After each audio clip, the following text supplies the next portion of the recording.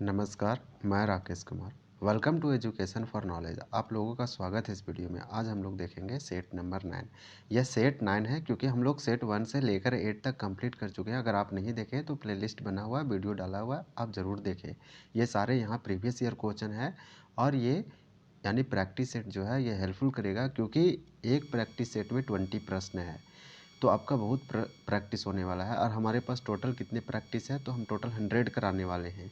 यानी कि total practice set 100 है, उसमें से हम लोग 9वां पहुँचे हैं। आज हम लोग 9th नंबर का देखेंगे क्योंकि हम लोग यार एक प्रैक्टिस सेट में 20 प्रश्न है जो कि बिहार के 17 फर्स्ट बीपीएससी के लिए इम्पॉर्टेंट है। अगर हम लोग 17 बीपीएससी का बात करें तो बहुत सारे प्रश्न आया है जो हम इससे पहले करवाए थे, उसका थ्योरी सेक्शन, तो वहाँ से भी आया क्वेश्चन। तो आपको ये मिस नहीं करना है, आपको वीडियो को पूरा देखना है। और आपको बता दें, अगर बिहार पुलिस का तैयारी कर रहे हैं, बिहार एसआई का तैयारी कर रहे हैं और टीचर का कर रहे हैं 4.0 का, तो उसके लिए इम्पोर्टेंट आपको ज़रूर देखना चाहिए। क्वेश्चन नंबर फर्स्ट में दिया गया है, पृथ्वी में भव्य और विशाल मेला किस स्थल पर लगता है।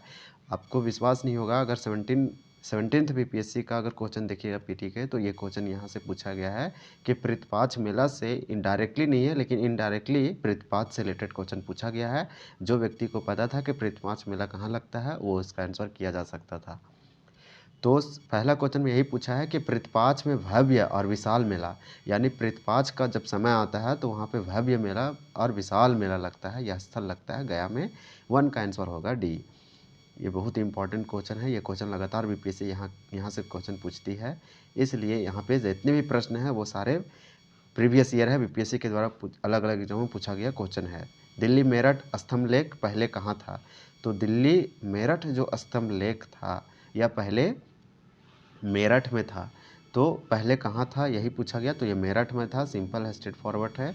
नेक्स्ट क्वेश्चन है क्वेश्चन नंबर 3, रियासत काश्तकारी अधिनियम को अन्य किस अधिनियम के साथ से जाना जाता है। तो 3 का आंसर सी होगा, बटाईदारी कानून, यानी कि रियासत काश्तकारी अधिनियम को बटाईदारी कानून या फिर अधिनियम के नाम से जाना जाता है, इसलिए 3 का आंसर सी हो जाएगा। क्वेश्चन नंबर 4 है और 4 में दिया गया है, रिजर्व बैंक की स्थापना कब हुई थी। तो रिजर्व बैंक यानी सेंट्रल बैंक की बात किया जा रहा है, तो रिजर्व बैंक की स्थापना 1935 में हुई है। आपको याद होना चाहिए कि 1 अप्रैल 1935 ईस्वी को भारत का जो आरबीआई है यानी रिजर्व बैंक ऑफ इंडिया है, इसकी स्थापना हुई थी।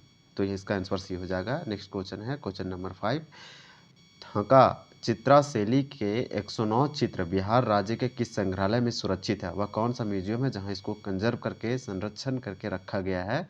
तो 5 का आंसर हो जाएगा ए, पटना। यानी थंका चित्रा शैली के 109 चित्र बिहार राज्य के पटना संग्रहालय में सुरक्षित रखा गया है। क्वेश्चन नंबर 6 है, थंका शैली किस प्रकार की शैली है। तो थंका शैली किस प्रकार की शैली है, आपसे यही पूछा जा रहा है। तो यह है तिब्बती शैली। तिब्बती शैली थंका एक तिब्बती प्रकार की शैली है जो कि पटना संग्रहालय में इसके कुछ चित्र संरक्षित किया गया है। किस जनपद का अमात्य शिशुनाग था। किस जनपद का शासक शिशुनाग था या अमात्य शिशुनाग था। तो 7 का आंसर हो जाएगा ए, काशी। काशी जनपद का अमात्य शिशुनाग था। क्वेश्चन नंबर हम लोग देखेंगे अब। नेक्स्ट 7 हम लोग देख चुके हैं, क्वेश्चन नंबर 8 देखेंगे।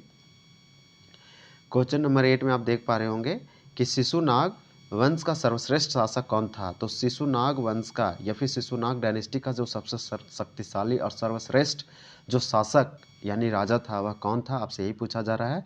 तो यह था कालाशोक। सबसे शिशुनाग वंश का सर्वश्रेष्ठ शासक कालाशोक था और कालाशोक के समय बौद्ध संगीत यानी बौद्ध सम्मेलन भी होती है, आपको यह याद होना चाहिए। नेक्स्ट देखेंगे क्वेश्चन नंबर 9 में दिया गया है कि मिथिला शैली में और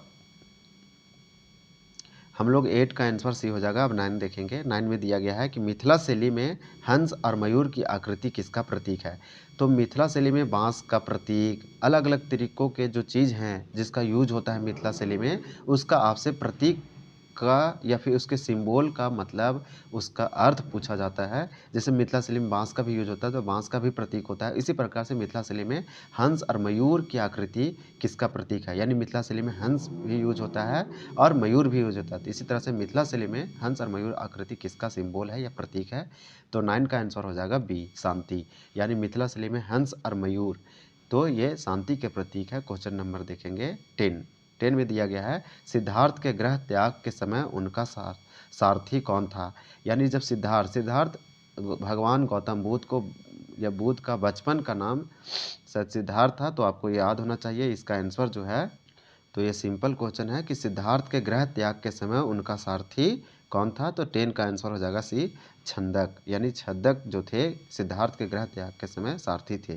क्वेश्चन नंबर हम लोग देखेंगे 11 में दिया गया है, सिद्धार्थ के ग्रह त्याग के समय जो अश्व उनके साथ था उसका क्या नाम था। अश्व का मतलब घोड़ा। सिद्धार्थ जब घर की त्याग कर रहे थे तो उस समय उसका घोड़ा या उनके साथ था, तो उस घोड़े का क्या नाम था, यही पूछा जा रहा है।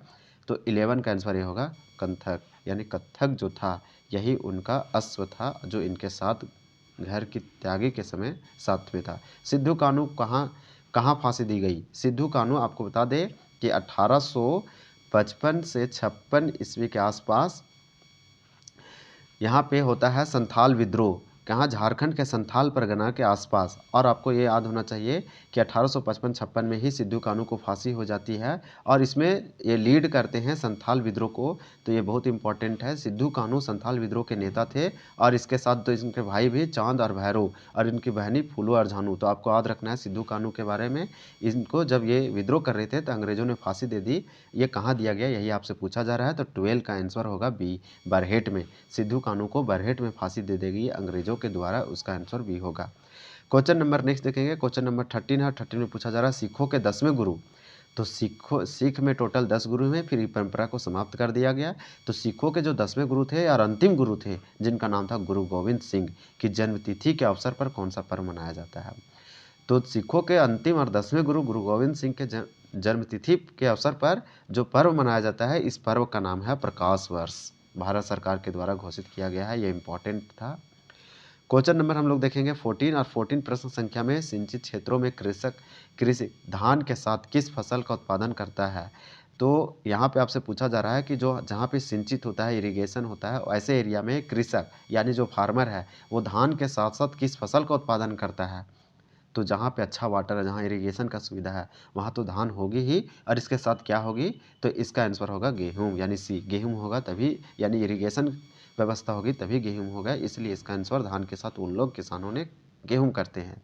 सिमरिया मेला बिहार में कहाँ आयोजित किया जाता है। तो सिमरिया मेला बिहार में या किस जिला में या किस स्थान पर किया जाता है, यही पूछा जा रहा है। तो इसका आंसर भी होगा बरौनी। यानी 15 का आंसर भी हो जाएगा, बरौनी में किया जाता है। विद्यापति के पिता का क्या नाम है। विद्यापति के पिता का नाम क्या था।